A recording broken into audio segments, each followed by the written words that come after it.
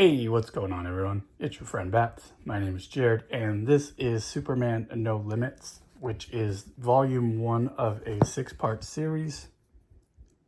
And it is the collection of all the Superman titles from 1999 to like 2002. So it's basically an omnibus size chunk of Superman that I got all for $5 each, 6 volumes, $5. Do the math, $35 for essentially an omni of Superman. Good deal.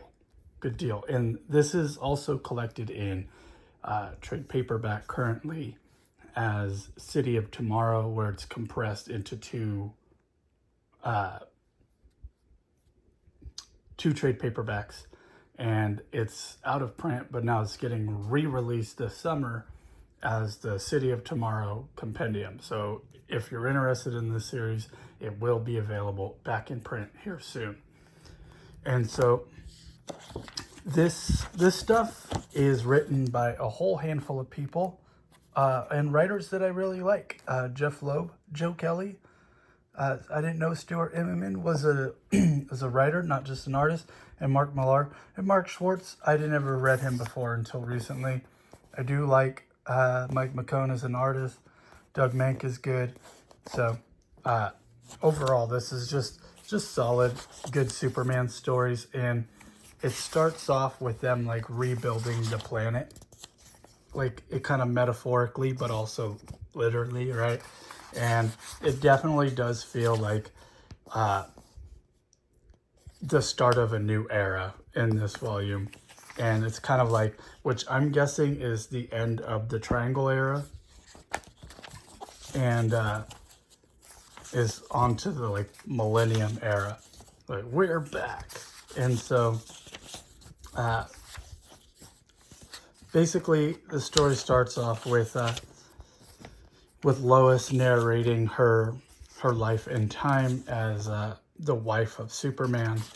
And that's kind of like an overarching story through this whole trade paperback. And Clark is kind of reestablishing his life as a married man. And because it's Superman comic, things need, crazy things need to happen. So someone attacks the Fortress of Solitude, and Superman then fights some Kryptonian dinosaurs that are resurrected. Okay, hell yeah, let's go.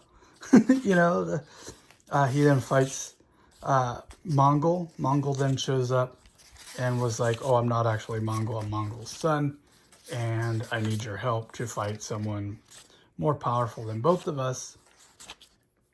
And because Jimmy accidentally got a picture of Superman's wedding ring, and it got on the front page of the Daily Star that Jimmy tried to edit. Then we get a story, which was a whole lot of fun, of Mrs. Superman.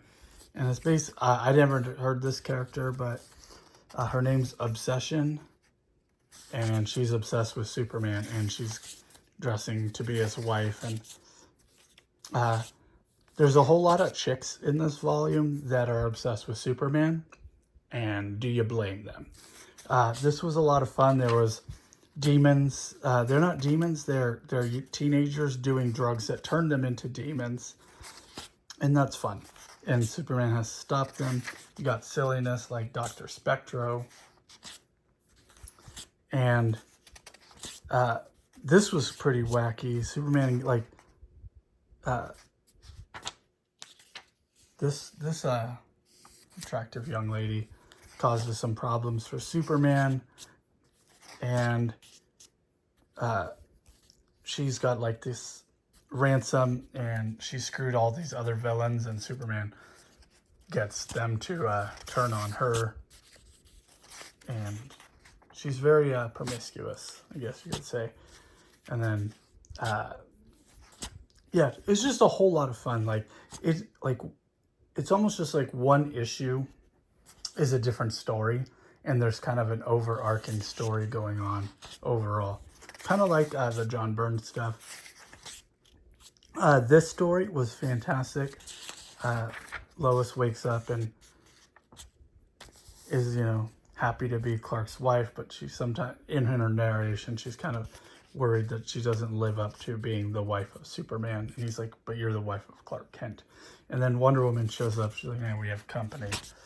And what really shocked me was in this story, Superman and Wonder Woman go to Asgard or they go to Valhalla, right? And fight with Thor, but they're in this war for like 1,000 years. And I was like, wait a minute. Tom King retold this story, but with Batman and Wonder Woman, where they went to, like, I don't know if they went to Valhalla, but they went to like some other version of pagan gods world. I think they went to the Celts or something. And Bruce was having the same dilemma where he's slowly falling in love with Wonder Woman, but comes back to Selena, and they did the same thing. Tom King just straight ripped off this story, and that kind of irritated me that Tom King ripped it off, that it was like, it was done first in Superman. And then so we go back to Mongul showing up, and we're getting this Imprix character, which just leads to like Worlds at War. And the art's a whole lot of fun to look at. Very Jack Kirby, lots of colorful, bombastic action in here. And Lobo then shows up. We get a good old Merry Christmas thing. Yeah, the book doesn't want to stay open anymore. And kind of leads up to other stories, some Steel story, and leading into, what's his name?